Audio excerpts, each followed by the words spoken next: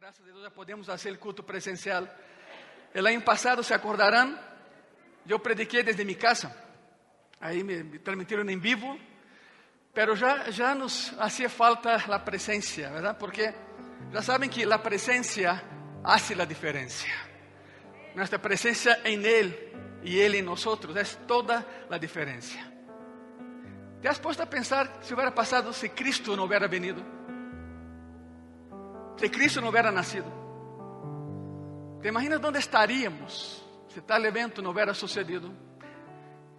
Bueno, não estaríamos aqui, quizá não hubiéramos nascido.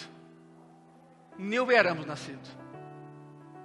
Pero Ele vino, nació, nos ensinou a caminhar. Em 3 anos e meio, é espetacular. Em 3 anos e meio, sem sair de seu país, sem caminhar mais de 180 quilômetros em todo o seu recorrido,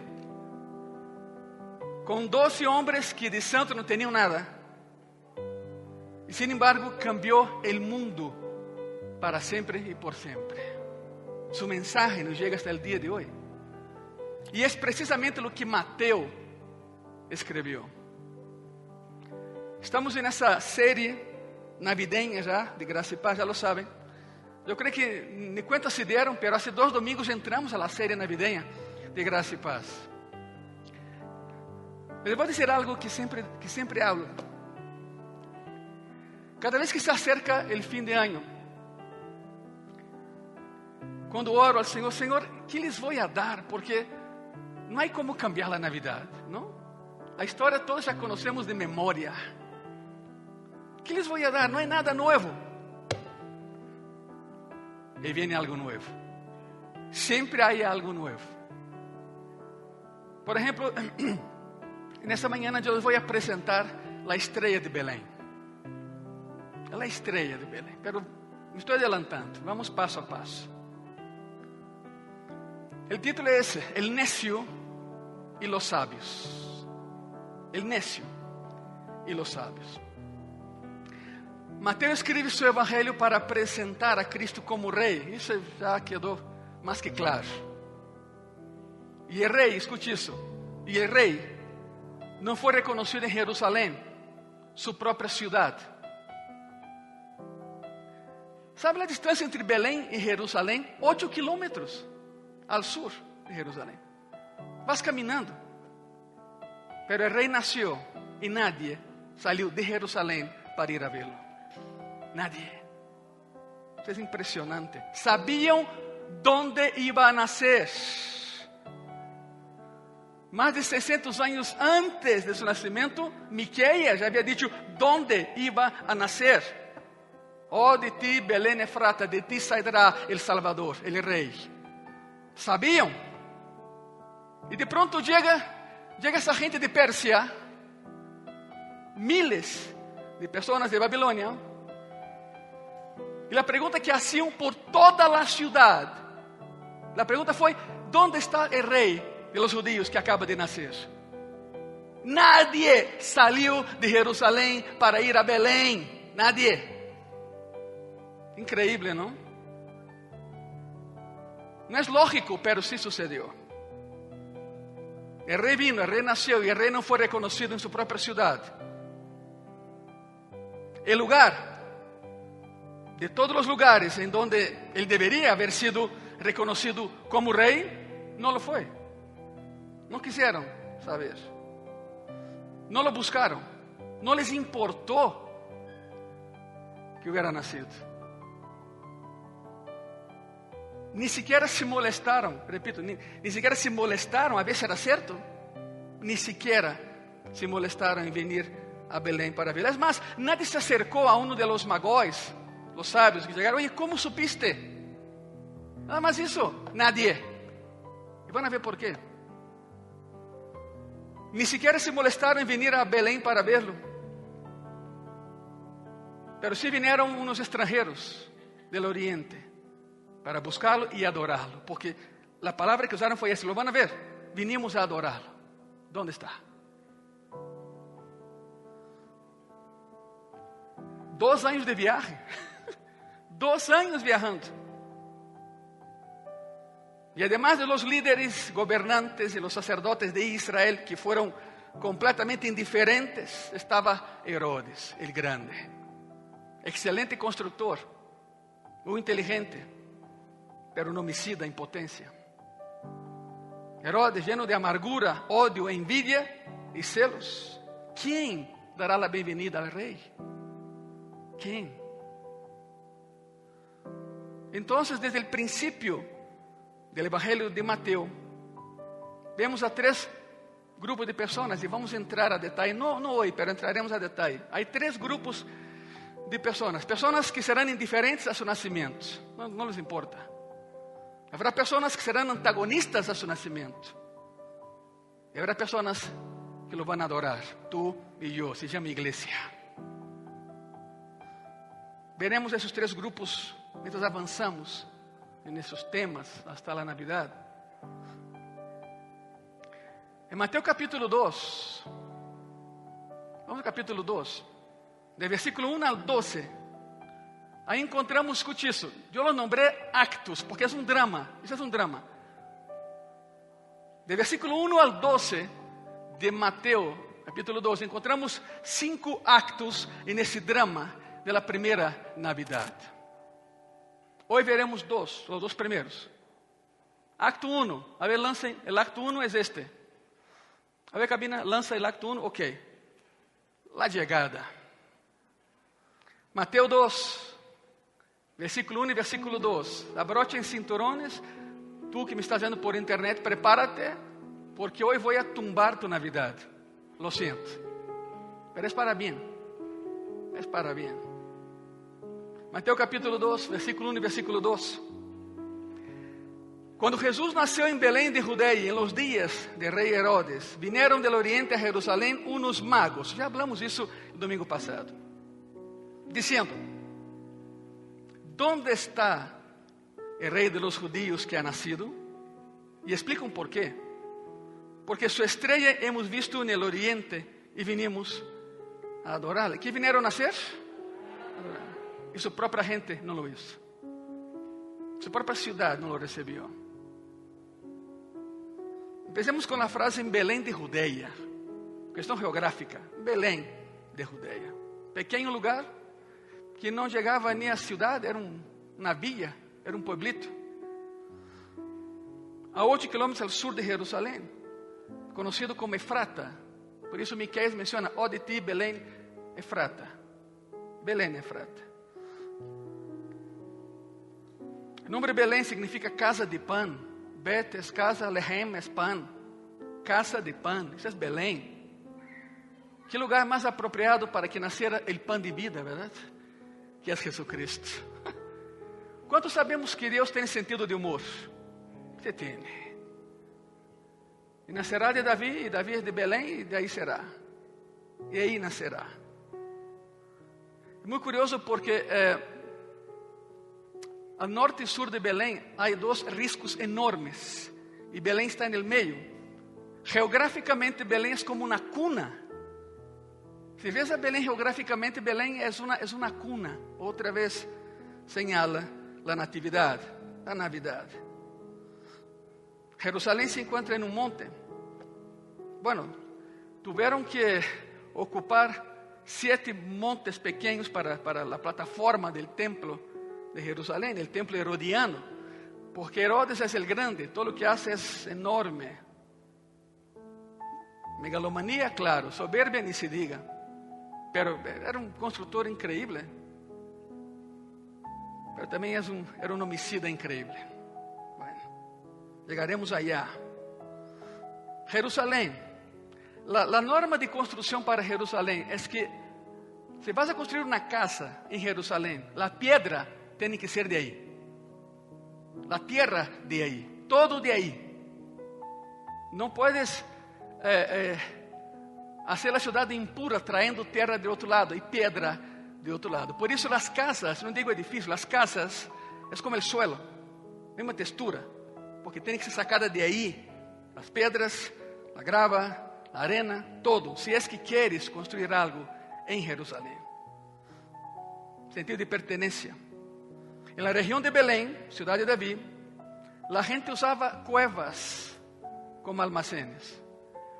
Y aquí va el primer mito, ¿no? Que ya saben, de hace años he hablado de eso aquí. La idea que tenemos de su lugar de nacimiento, la tenemos de tarjetas navideñas, de películas, de Walmart y todo eso, ¿no? Pero no había madera en la región. No había como construir un establo de madera. Entonces, las personas usaban las cuevas como establo.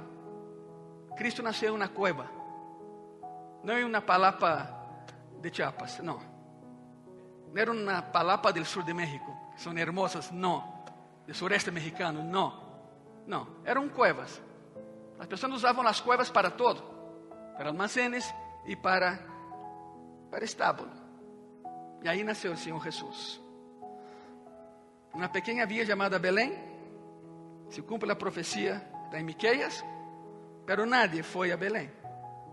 No les interesaba ir a Belén. No les interesaba otro rey, aunque fuera el rey de la profecía. Muy curioso porque los magos llegan a Jerusalén y van a ver por qué llegaron ahí. Y preguntan, ¿dónde ha nacido? Entonces Herodes pide un tiempo, consulta con sus sabios de ahí y leen la profecía y dicen, Belén. Aquí dice que van a nacer en Belén. Y Herodes los envía a Belén. Fue Herodes que los envió a Belén. Ellos no llegaron a Jerusalén. Bueno, el pasaje que estamos viendo también dice, en días de rey Herodes. Bueno, Herodes no era judío, era asmoneo, de la región edomita, área sur de Jerusalén. Era inteligente, sí. Era sabio, no. Era violento, demasiado violento. Herodes buscó la manera de caerle bien a los conquistadores romanos y como premio, en el año 37 a.C. le dieron el reinado sobre la región de Judea. Será su rey. Marco Antonio, Cleopatra, Octavio. La batalla de Actium, donde Marco Antonio es muerto y Cleopatra es derrotada. Herodes era amigo de Marco Antonio. Era amigo de Cleopatra. Los defendía a como dé lugar. Y ese hombre tuvo el valor, entre comillas, de ir a Roma y presentarte ante el emperador en turno. Se expuso. Y el emperador dijo, bueno, conozco tu fidelidad a Marco Antonio y a Cleopatra. César dijo, pero ahora te quiero de mi lado. ¿Está dispuesto? Claro que sí, señor, claro. Era un corrupto. Y entonces le dieron la gobernatura y la jefatura y reinado sobre Judea. El emperador lo pone como rey de los judíos. No tenía por qué, pero lo pone ahí como rey de los judíos. Fue rechazado desde el inicio, pero no convenía a Jerusalén una rebelión. Herodes mataría a todos. Los magos llegan y preguntan, ¿dónde está el rey de los judíos que ha nacido? Quizá uno que otro señaló el palacio. Ahí está dentro. No, ese no es. El que está ahí no es el rey. Hoy, en esa región nació el rey. ¿Dónde está el rey? ¿Dónde está el rey? Herodes había hecho de todo para legitimar su trono. Había luchado, mentido, engañado, comprado, sobornado. Todo. Y de pronto llega un montón de personas del Oriente, conocidos como los hacedores de reyes, y preguntan por toda la ciudad, ¿dónde está el verdadero rey de ustedes? Y Herodes entró en pánico, tuvo miedo, se turbó, dice la palabra. Ya explicamos, la palabra turbar es sacudir la ropa para secar. Así de tembloroso estaba Herodes. Los historiadores dicen, y eso es lo más increíble, escucha lo que te voy a decir. Los historiadores concordan de que para ese entonces, en todo el mundo, había una expectativa de que iba a llegar un rey muy poderoso en algún lugar de Judea. La gente en muchos lugares esperaba la llegada del rey. Suetonio, historiador romano, Suetonio escribió: se había esparcido por todo el oriente una creencia antigua y firme de que ya era apropiado el momento para que un rey nacido en Judea gobernara el mundo. Suetonio, historiador romano. Tácito, otro, escribió: había una persuasión firme de que en ese mismo momento en el este iba a llegar a ser, el este iba a llegar a ser poderoso y un gobernante vendría de Judea para adquirir un imperio universal. En todo el mundo había una expectativa de que iba a nacer un rey que sería muy diferente a todos los demás, porque su reino no tendría fin. Nació, su nombre es Jesucristo. Y está en gracia y paz con nosotros. El rey llegó, el rey está. Aún en el versículo 2. Porque su estrella hemos visto en el oriente y venimos a adorarle. En el oriente vieron la estrella. Ok, y aquí vamos a empezar a demoler mitos y a levantar historias. ¿Conocen el símbolo del asterisco, verdad? Está en tu teclado, el asterisco. Se parece a una estrella. El asterisco se parece. Si nunca te habías dado cuenta, el asterisco parece una estrella. Y tiene razón, porque la palabra griega para estrella es asteri. La palabra griega para estrella es asteri. Pero la palabra que Mateo usa ahí es aster. Falta la I, falta todo. Una sola letra cambia absolutamente todo. Asteri es estrella en griego. Pero Mateo, a propósito y al derecho, usa la palabra aster, que significa algo que brilla intensamente. Algo que brilla intensamente. Yo creo que ya sabe por dónde voy. Pastor, es que ya coloqué mi árbol y tengo la estrella. No importa, déjala ahí. No afecta tu salvación. No pasa nada. Pero no necesariamente el pasaje habla de una estrella tal y como la conocemos. Significa cualquier cosa que brilla de manera intensa, de manera increíble. Y entonces, viendo eso, yo planteo dos preguntas. La primera, ¿cuál fue la naturaleza de la estrella? ¿Cuál fue su naturaleza de la estrella? Ustedes saben que se acerca fin de año y diría yo, pululan en los programas sobre Navidad, documentales sobre Navidad y muchos documentales sobre la estrella de Belén. Y por una hora entrevistan a astrónomos, a astrólogos, los primeros muy buenos, los segundos ni los vean, sí, para nada. Los únicos que no son entrevistados son teólogos y pastores cristianos evangélicos sobre la estrella de Belén. Han encontrado explicaciones, pero sin ninguna base astronómica ni científica. Por ejemplo, Johannes Kepler, famoso astrónomo, siglo XVII en Alemania. Kepler dijo que la estrella de Belén fue una conjunción de Júpiter con Saturno, porque forma un pez. Bueno, hay que tener mucha imaginación para encontrar la conjunción de los dos y encontrar un pez ahí. Algunos dicen que la estrella fue Júpiter, porque es el rey de los planetas. ¿Sabe lo impresionante aquí? Es que un planeta no tiene luz propia. No hay. Una estrella sí. Nuestro Sol es una estrella de quinta grandeza. Pero ningún planeta genera luz propia. Él refleja la luz de otra estrella. Pastor, pero Dios puede hacer lo que sea. No se puede, claro. Y lo hizo. Pero no en términos que tú y yo podamos entender. Algunos dicen que fue un cometa. Bueno, está bien, pero tengo mi propia teoría basada en la Biblia que, bueno, quiero que vean algo conmigo. ¿Okay? O sea, tanto astrónomos quanto astrólogos, claro que no se ponen de acuerdo, pero tampoco dan una respuesta. Dicen, puede ser eso, puede ser el otro. Y ya vimos que lo que Mateo escribe ahí no se refiere a un cuerpo celeste, no es una estrella, es algo que brilla intensamente. Asteri es estrella en griego. Aster es algo que brilla intensamente. Y fue la palabra que Mateo usó. Lucas, capítulo 2, versículo 8 y versículo 9. Había pastores en la misma región que velaban y guardaban las vigilias de la noche sobre su rebaño.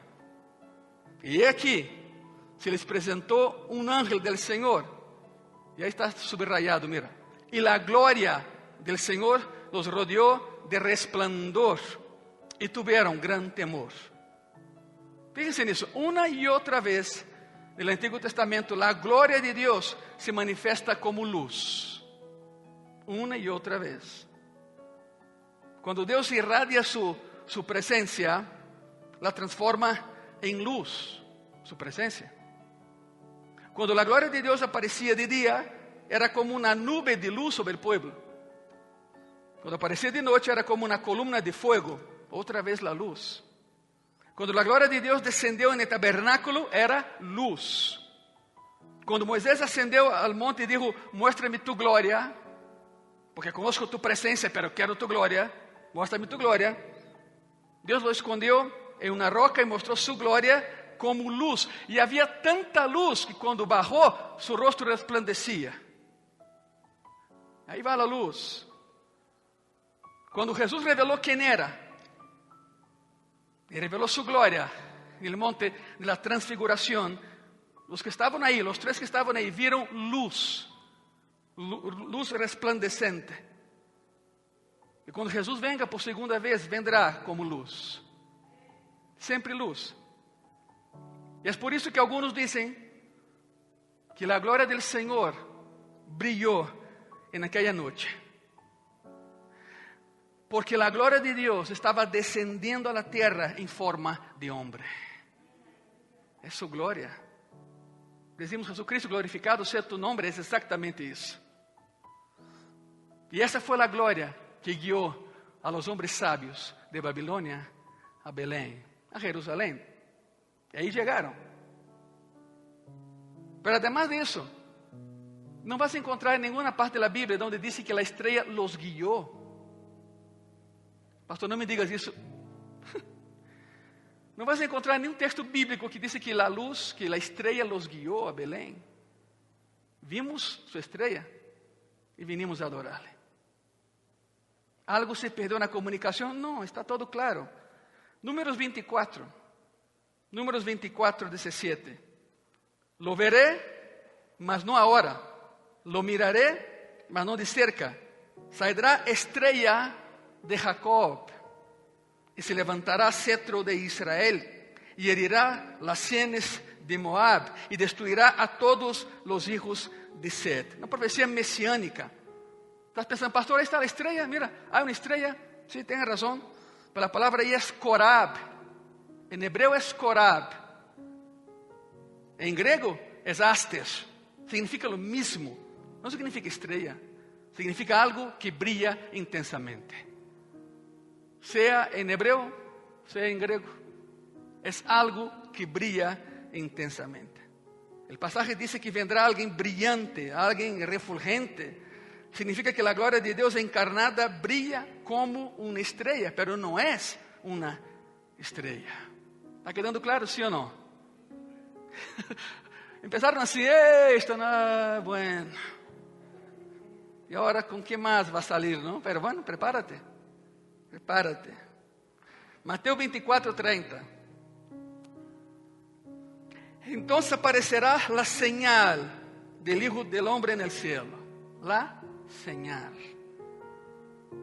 Y entonces lamentarán todas las tribus de la tierra y verán al Hijo del Hombre viniendo sobre las nubes del cielo con poder y gran ¿qué? Y la gloria de Dios es como luz. En otras palabras, gracia y paz, y personas que nos ven por internet, en otras palabras, siempre que el Hijo del Hombre está a punto de aparecer, va a haber una señal apuntando hacia Él. Siempre que Cristo aparece, hay una señal señalándolo a Él. ¿Y qué es una señal? Bueno, la señal es algo que te dirige a lo que debes ver a donde debes de estar. Por ejemplo, quizás sea un ejemplo muy burdo, pero lo voy a hacer. Los que no viven en México no van a entender, pero vas de aquí a Cuernavaca y ves una señal que dice tianguis de alimentos a 1 kilómetro. Te pone loco, ya quiero llegar ahí. Es una señal, todavía no estás allá, pero te señala el camino y dice, tienes que llegar allá. Una señal te dirige. Todavía no estás allá, pero la señal te guía hacia allá. La señal del Hijo del Hombre apareció en el cielo. Por 2 años apareció a esos sabios. La Shekinah de Dios, la luz de Dios, la gloria de Dios, bajando la tierra en forma de hombre. Luz intensa.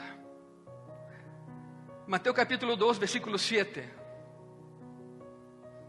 Entonces Herodes, llamando en secreto a los magos, indagó de ellos diligentemente el tiempo de la aparición de ¿qué? De la estrella. Herodes dice, oye, quiero saber cuándo apareció la estrella. Y otra vez, la palabra ahí es fainó en griego, y fainó significa cuando empezó a brillar. No dice estrella. ¿Cuándo empezó el brillo? Tampoco Herodes menciona estrella, él habla de un brillo, fainó.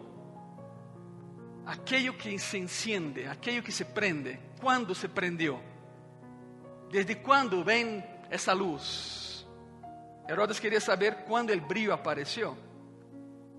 Esa fue su áster, la señal del Hijo del Hombre en los cielos. Estuvo ahí en su primera venida y estará ahí en su segunda venida. Es una señal, es su estrella, si lo quieren llamar así. No se trata de algún cuerpo celeste, se trata de Él anunciando su propia venida. Dios se reveló a sí mismo. Es Dios avisando, estoy llegando, ahí vengo, aquí estoy. Pero nadie, aparte de los extranjeros de Babilonia, nadie quiso saber. No fue diferente, iglesia, de la columna de fuego en el Antiguo Testamento, que estaba encima del lugar santísimo. Y ahí estuvo, en el lugar de nacimiento de Jesucristo. La misma luz, la misma gloria. Bueno, quizá alguien pueda preguntar, es una pregunta válida, muy válida. Si era una gloria tan magnífica de la señal de Cristo en los cielos, ¿cómo es posible que solo los magos en Persia la vieron? ¿Cómo es posible eso? Bueno, esa es la segunda pregunta que tengo de Mateo 2.2, ¿no? Con base en Mateo 2.2, ¿cómo Dios puede ser tan selectivo así? ¿Cómo Jehová puede ser tan selectivo? Eso no es nada nuevo para Él. Nada nuevo. Miren eso. Éxodo 14:19. Y el ángel de Dios que iba delante del campamento de Israel se apartó e iba en pos de ellos. Y asimismo la columna de nube que iba delante de ellos se apartó y se puso a sus espaldas. Éxodo, el viaje que hicieron. Estaban atravesando el Mar Rojo y entonces el ángel que estaba guiándolos al Mar Rojo pasa a estar detrás de ellos. ¿Y quién es el ángel del Señor? Jesucristo. El que brilla con luz intensa. Ahora miren el siguiente versículo. Estamos viendo por qué Dios está... ¿Cómo es posible que sea tan selectivo que solo los magos en el oriente vieron esa luz? Éxodo 14:20. E iba entre el campamento de los egipcios y el campamento de Israel. Se puso en el medio de los dos grupos. Y era nube y tiniebla para aquellos y alumbraba a Israel de noche. Y en toda aquella noche nunca se acercaron los unos a los otros. ¿Te das cuenta de lo que sucedió allá? Israel vio la luz y Faraón vio la oscuridad. La misma escena, pero Dios trabajando selectivamente. Para ustedes oscuridad y para ustedes mi luz. Exactamente lo que pasó con los magóis en Persia. Exactamente lo que pasó con ellos. Él escoge y Él lo hace. Punto. Él sabe lo que hace. Ahora, algo fascinante de la Navidad. Bueno, eso podría conmoverte un poco y podría afectar toda tu historia de Navidad, pero bueno. En ningún lugar de la Biblia, ya les adelanté, ¿verdad? En ningún lugar de la Biblia se nos dice que siguieron la estrella de Belén desde Persia, desde Babilonia, Irán, Irak hoy en día. En ningún lugar. En ningún lugar. No dice que los llevó a Jerusalén. Lo que dice ipsiliter, literalmente es, porque su estrella hemos visto en el oriente. Punto. Nunca llegaron, oye, la luz nos guió. No, no dice eso. Tu Biblia no dice, la mía tampoco. No dice, no dice. Vieron la estrella en el este. Y no era necesario decirles a dónde tenían que ir, en dónde el Mesías judío estaría. No era necesario.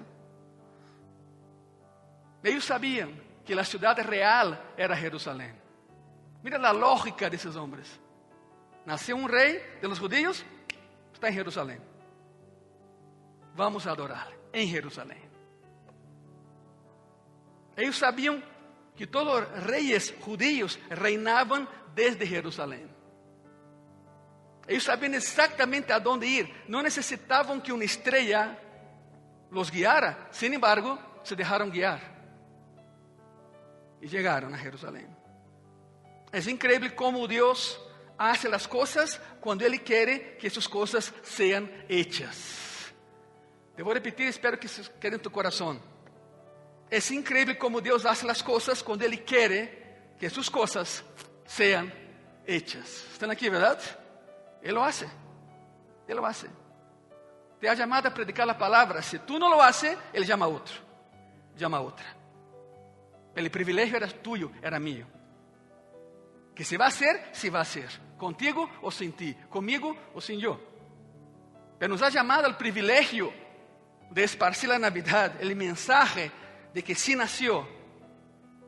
De que sí lo mataron.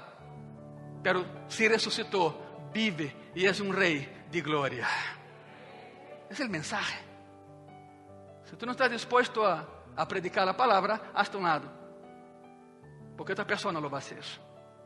El privilegio era tuyo, acuérdate. El privilegio era nuestro. Es increíble cómo Dios hace las cosas cuando Él quiere que sus cosas sean hechas. Nadie lo va a adorar, ok. Yo traeré adoradores de otro lugar que lo adoren. Su propia gente no lo entroniza como rey, ok, ellos lo harán. Los hacedores de reyes encontrarán a un rey ya hecho. No lo harán, ya está hecho. Simplemente van a adorar. Les dio su señal a estos magóis, a estos hombres sabios, gentiles, que temían a Jehová allá, desde Babilonia, desde Persia. Estos establecedores de reyes. Y ellos sabían que era su señal y sabían que debían ir a Jerusalén. Nació el rey de los judíos, sí. ¿Dónde está? En Jerusalén. Se equivocaron. Herodes dijo, no, ve a Belén. Allá dice que va a nacer. Por eso no fueron guiados por la estrella, por la luz, porque si fuera así llegarían a Belén, no a Jerusalén. ¿Acaso no creen que Dios se equivoca? No, ¿verdad? No. Pero por su lógica de ellos, y tiene sentido, si hay un rey de los judíos, está en Jerusalén. Hay que ir a adorar. Y el énfasis de Mateo es hermoso. Él dice en el versículo 2, y venimos a adorarle. Terminando el versículo 2 de Mateo 2. Y venimos a adorarle. Como que diciendo, su haster hemos visto en el oriente y hemos venido a adorarle. Su luz hemos visto y venimos a adorar. Ellos sabían que Él debía ser adorado. Ellos sabían que no había otro digno de ser adorado como este niño nacido en Belén. Y tenían toda la razón. Ellos sabían. Las iglesias sufrieron mucho con la pandemia. Mucho. Sufrimos con la pandemia. Pero al menos, gracia y paz, tienes un lugar donde congregar todavía. No sé si para bien o para mal, pero todavía tienes un pastor. Espero que sea para bien. Gracias a Dios. Gracias, hermana. Pero muchos ya no. Muchos ya no. En nuestra sección, 18 pastores fallecieron por la pandemia. 18 iglesias se quedaron sin pastor. Y otras más ya no tienen un templo donde congregar. Cerraron sus puertas. Por eso, da gracias a Dios, no somos mejores que nadie. Nadie. Simplemente estamos aquí por la gracia de Dios. Tenemos el templo, tenemos el edificio, tenemos las oficinas, tenemos... La casa de Dios sigue de pie. Y entonces hablo contigo, que me está viendo y eres de gracia y paz. ¿Qué haces ahí? ¿Por qué no estás aquí? ¿Por qué no estás aquí? Hay sillas que te esperan. Tu iglesia está abierta desde hace muchos meses. ¿Qué haces ahí? ¿Por qué no estás aquí adorando al Rey como nosotros? Vinieron del oriente, 2 años de camino para hacer lo que tú y yo podemos hacer, caminando o llegando después de un tramo de viaje. Pero no son 2 años. Por eso, y más que nunca, debemos congregarnos. Si vas a otra iglesia, te felicito, pero congrégate allá entonces. Está muy bueno ver por internet, pero la presencia hace la diferencia, acuérdate. Pero si eres de aquí, ven. ¿Qué estás haciendo que no estás haciendo? Otra vez, esos hombres vinieron caminando 2 años. ¿Crees que no pasaron por problemas? Claro que sí. Eran miles, claro que sí, pero llegaron. Llegaron a Jerusalén y de Jerusalén fueron a Belén y vieron al Señor y lo adoraron. Y lo adoraron. No es necesario, escuche eso, no es necesario que otro extranjero como yo venga aquí a enseñarte a adorar a Dios. No es necesario, tú no necesitas de eso. No era necesario sacar a miles de Babilonia para venir a adorar. Tú y yo sabemos lo que tenemos que hacer. Venir y adorar. Parece cântico navideño, pero villancico, pero así es esto. Venir y adorar. Y aquí tenemos a paganos que no tenían nada que los guiara, sino sus propias indicaciones de las profecías del Antiguo Testamento. Nada que los guiara, sino su propia ciencia mezclada con superstición. Sin embargo, escuche eso, eran buscadores de Dios. A su manera, con sus errores, con su paganismo oriental, pero vinieron a adorar. ¿Y sabe qué? Cristo aceptó su adoración. Llegaron a adorar. La escena todavía retumba en mi mente, ¿no? ¿Te imaginas eso? El niño ya tiene 2 años. José y María en una casa. Porque dice eso, encontraron una casa. Miles, armados hasta los dientes, el imperio persa, los soldados persas. Llegaron y cuando vieron al niño, bajaron sus camellos, caballos, quitaron sus cascos, sus escudos, sus lanzas, sus flechas, sus jabalinas, dejaron a un lado y se prostraron, se hincaron delante de ese niño nacido en Belén. Todos lo adoraron, menos los suyos. Miles de soldados persas que históricamente siempre fueron enemigos de Judea. Sin embargo, vinieron a adorar no solo el rey de Judea, no solo el rey de Israel, sino el dueño del universo. Eran buscadores de Dios. Y cuando la señal vino, y cuando vieron el brillo, a pesar de su falta de información, ellos se embarcaron de una manera entusiasta en un viaje de 2 años para buscar a un rey que había sido esperado por mucho y mucho tiempo. Pero la jerarquía judía, con el Pentateuco en la mano, estudiándolo diariamente, leyendo las profecías mesiánicas todos los días, gobernados por un hombre amargado y malo llamado Herodes, Estuvieron satisfechos con ser completamente indiferentes a lo que estaba sucediendo a 8 kilómetros de distancia. Indiferentes. Y aquí vemos de nuevo la actitud constante de Mateo de condenación hacia los oficiales del judaísmo y su afirmación de que Dios está abriendo el evangelio a los gentiles. Los primeros que lo adoraron fueron gentiles. No fue su propia gente.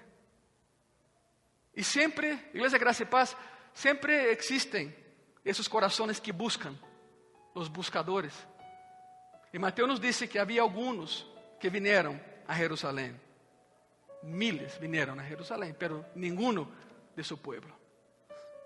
Ese fue el acto 1, la llegada. Partimos para el acto 2, la agitación. Herodes es totalmente lo opuesto a esas personas que vinieron del oriente. Miren la diferencia. Mateo 2, versículo 3. Oyendo esto, el rey Herodes se turbó y toda Jerusalén con él. Se turbaron, pero nadie lo fue a buscar. Herodes sabía que la gente de la ciudad lo odiaba. Y no querían el gobierno romano, y querían su propia independencia y autonomía. Lógico. Y él sabía que ellos tenían ganas de derrocarlo y también a Roma. Quizá Herodes alguna vez pensó, no, si esa gente tuviera un ejército, sería un peligro, pues llega un ejército. El mejor del mundo. Y llegan a adorar al rey que no es él. ¿Cómo creen que se sintió? Pues en pánico. Ahora tiene un ejército. Y él sabía que ellos tenían ganas de derrocarlo y a Roma. Y él también sabía que si los persas se involucraban y formaban esta enorme confederación que involucraba a este llamado rey de los judíos, él estaría en serios problemas. Una alianza entre Persia y Judea. Se acabó Herodes, se acabó la conquista romana. Se acaba. Su ejército estaba fuera del país de manera temporal. Herodes los envió a una misión. La misión era saquear la tumba de David. Era eso. Saquearon la tumba de David. Herodes quería dinero. Y escuchó la historia de que David había sido enterrado con un gran botín. Pero no encontraron nada. La tumba sí, pero la riqueza no. Los envió para robar, para saquear. Entonces más odio generó en Jerusalén. Profanar la tumba de David. Él sabía que el imperio oriental representaba una amenaza constante para Roma. De las 3 guerras que trabaron, Roma no ganó ninguna. Ninguna. Herodes está agitado y tenía razón para estarlo, ¿no? Después de todo, era el rey de los judíos. Y ahora de pronto llegaba alguien para quitarle el trono. Y aquí están los hombres que establecen reyes para asegurar que ese nuevo rey tenga el trono. Y empiezan los rumores. ¿Cuáles fueron los rumores? Hay un nuevo rey. Nació un nuevo rey. Hay un nuevo rey. Esos vinieron para adorar al nuevo rey. ¿Y quién son esos? Los que establecen reyes por los 4 imperios mundiales. Esos son los que establecen y quitan reyes. Hay un nuevo rey de los judíos. Esos fueron los rumores, que no fueron rumores, fue una verdad. Lo más sorprendente, Iglesia Gracia y Paz, lo más sorprendente es que a partir del registro de Mateo, no parece que la población de Jerusalén estaba impresionada con la noticia, ni con las preguntas de los magos. ¿Te imaginas? Tú esperas un rey por tanto tiempo, está profetizado, y llega alguien de otra nación, muchísimos, con la misma historia. ¿No sabías que tu rey acaba de nacer? Tu rey nació. No es mi rey, es tu rey, pero yo vengo a adorarlo. ¿Dónde está tu rey? Era de esperar que alguien en alguna calle de Jerusalén se acercara a ellos para preguntar: oye, ¿dónde escuchaste eso? Porque ellos sabían que nacería en Belén. Está escrito. Era muy sencillo. Ya nació, yo sé dónde está. Si nació, está en Belén. Vámonos. Nadie en la ciudad se animó a preguntar, ¿cómo saben eso? Absolutamente nada. No hubo ningún tipo de agitación.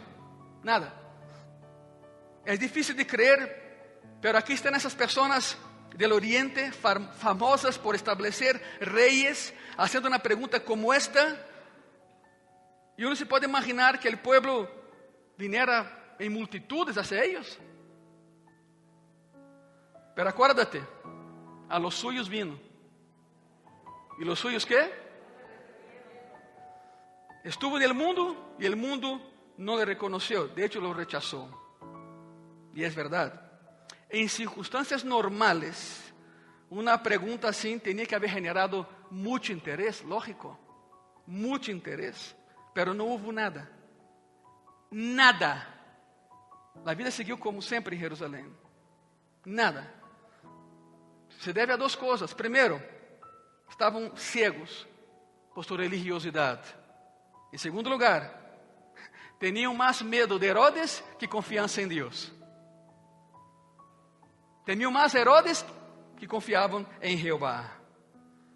El pasaje dice que él se turbó y Jerusalén con él. Entonces la pregunta es, ¿por qué Jerusalén se turbó? ¿Se no creía? Le tenía miedo a Herodes. Le voy a explicar quién fue Herodes, el grande Herodes.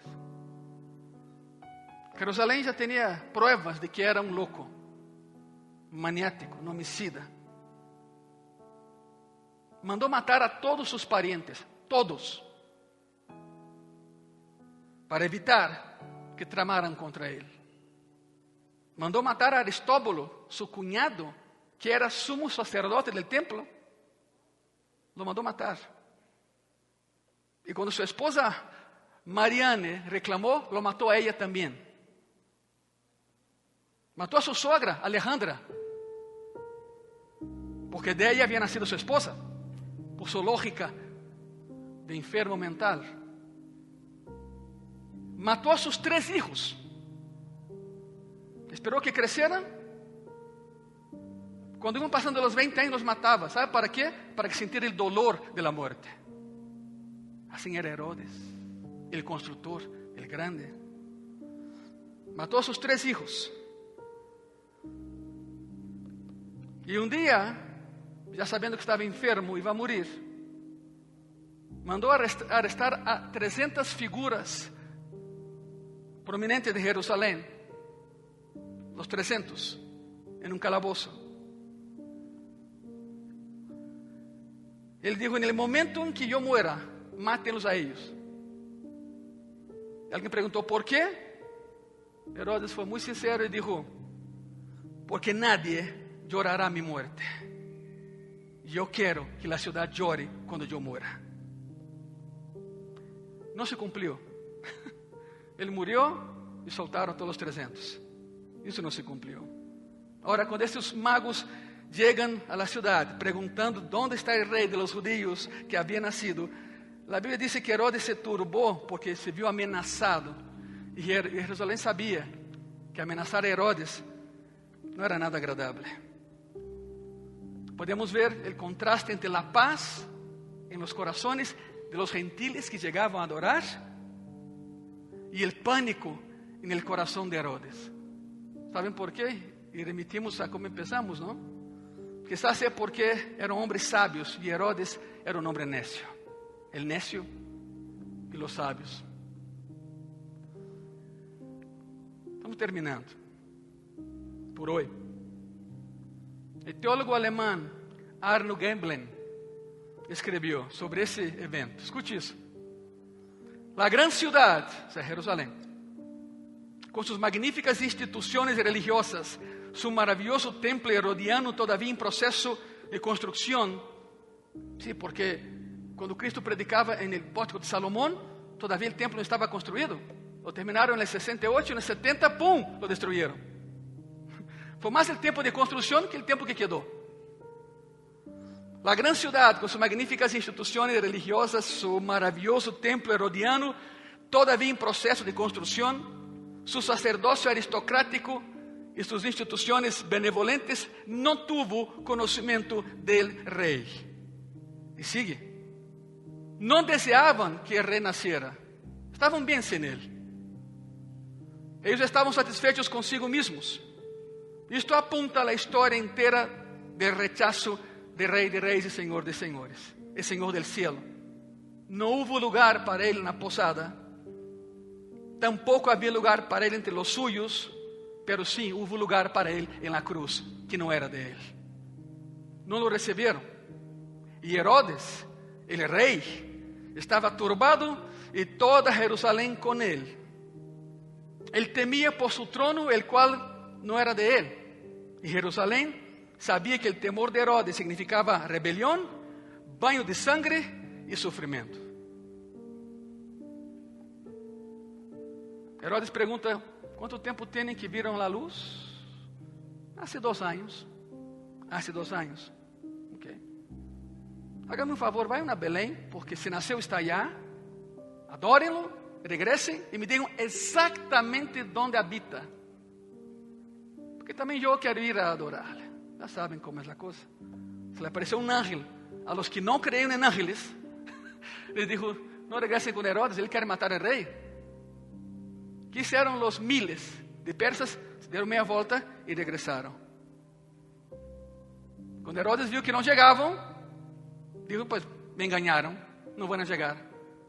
¿Cuánto tiempo me dijeron? 2 años. Ya, vayan a Belén y maten a todos los niños de 2 años para abajo, parejo. Me libraré de supuesto rey. Así de homicida era Herodes. Y esa es la razón de por qué Jerusalén se turbó. No porque el rey había nacido y ellos no reconocieron. No, se turbaron por Herodes. Por Herodes. Acto 1, la llegada. Acto 2, ese drama navideño, la agitación. Nos faltan 3 actos, iglesia. La actuación, la adoración y la evasión. Eso lo veremos próximo domingo. Se ponen de pie, por favor. A los suyos vino, lo rechazaron, pero tú y yo lo adoramos, porque vive y es rey. Te voy a pedir que usa tu silla como altar, por favor. Los que pueden hincarse, hínquense. Los que no, siéntense, no hay problema. Ocupa tu lugar sentadito ahí, sentadita, no hay problema. Pero los que pueden hincar, hínquense ahí un minuto. Piensen en lo que acabaron de escuchar. Asimilen lo que acabaron de aprender. No hubo tal cosa como una estrella, no importa.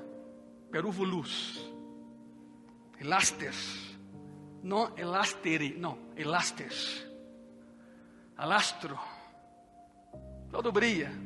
Todo lo que brilla intensamente. Y Jesús brilla intensamente. Senhor Jesús, perdónanos por creer cosas que no son, pero fue por no saber. Ahora sí sabemos. Sabemos que no hay nada malo, Señor, en que en el árbol coloquemos una estrella. Está bien, no pasa nada, pero no tiene caso. Porque no vieron su estrella, vieron tu luz desde el oriente y marcharon al occidente. Por eso, gracias por permitirnos en esta mañana adorarte en espíritu y en verdad, tal y como ellos lo hicieron hace 2000 años, Señor. Gracias por el privilegio de la cristiandad. Gracias por el regalo de la salvación. Gracias por ser tú nuestra Navidad, Señor. Eres la Navidad y eres el regalo de la Navidad. Ahí en tu corazón dile gracias. Gracias, Señor. Te amamos. Te amamos. Perdónanos la indiferencia. Perdónanos, Señor, si por algún momento te colocamos a un lado. Ya no, Señor. Ya no será así. Rey de reyes y Señor de señores, que nació y vive. Amén. Amén. Se ponen de pie, por favor. Con calma, pero pónganse de pie. Una vez que estén de pie, dê un aplauso a ese Jesucristo tan maravilloso que tenemos. El que nació y el que vive.